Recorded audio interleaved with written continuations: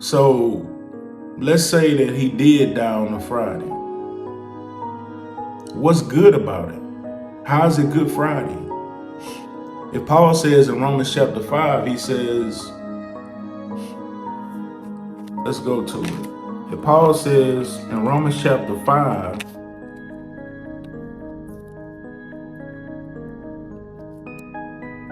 in Romans chapter 5, verse 6, Paul says, for when we were yet without strength, while we were yet sinners in due time, Christ died for the ungodly.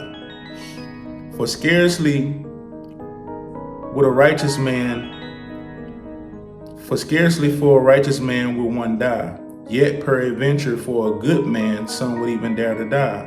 But God commends his love towards us in that while we were yet sinners, Christ died for us. So according to Paul, a righteous man dying for the innocent is a good thing. This is what they call the good news. Right? That God made him, 2 Corinthians 5:21. He who knew no sin became sin, for God made him sin. The Bible says God made him who knew no sin to be sin for us. So that's a good thing. Let's go to Proverbs 17:26. According to the New Testament, that's a good thing.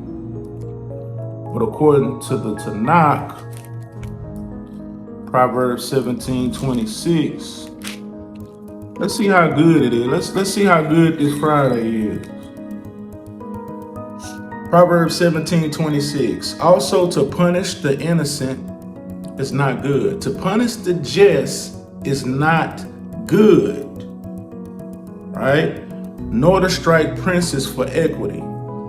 So the Tanakh is telling you opposite of what Paul is telling you. Why is this something to be celebrated? Or why is this something? How can God demonstrate his love for us by going against his own book, his own scriptures? How is God loving us by committing an abomination? If the Old Testament is saying, it says to punish the just is not a good thing, right? So if it's not good in the Old Testament, how can it be a good thing? How can God use that not good thing to demonstrate his love for us, right? In the New Testament. Let's go to Proverbs 6:16. So what they call in the good news is really an abomination. Proverbs 6:16, 17, it says, these 6 things does the Lord hates, yea, 7 are an abomination to him. A proud look, a lying tongue, and hands that sheds innocent blood.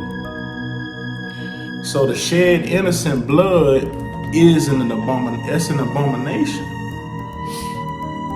That's not a good thing. It's the most horrific thing.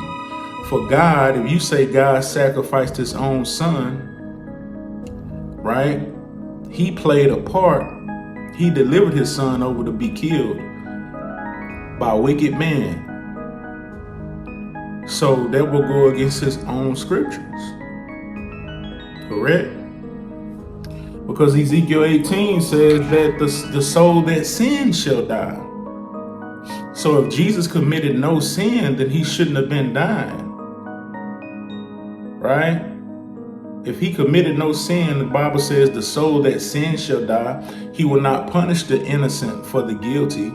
Then how can God use that as a demonstration of his love to punish his innocent son?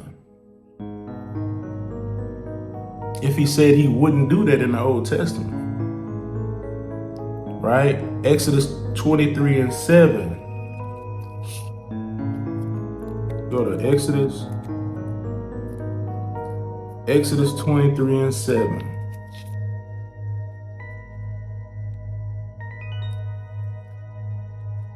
Exodus 23:7 says, keep thee far from a false matter, and the innocent and righteous slay not. Slay thou not. Do not slay. It's saying, do not slay the innocent and the righteous. For I will not justify the wicked. How is it Good Friday? And how is Jesus dying on a Friday and raising on the Sabbath if he was already gone on the Sabbath before they got to the tomb? How is that 3 days and 3 nights? Make it make sense.